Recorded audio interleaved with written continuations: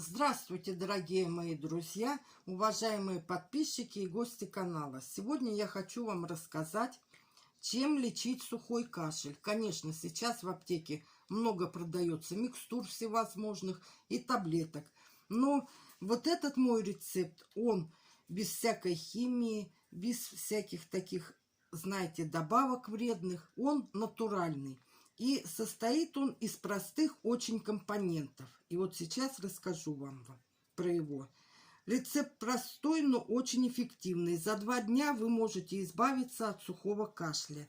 Рецепт такой. Нужно тщательно перемешать все компоненты. И на это обратите внимание. А компоненты такие.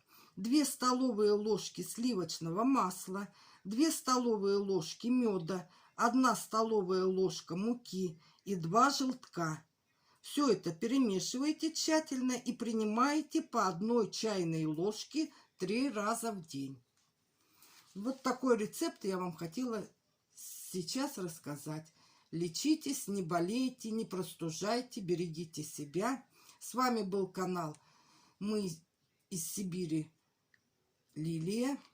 Подписывайтесь, если нравится вам мой канал, ставьте лайки. До свидания.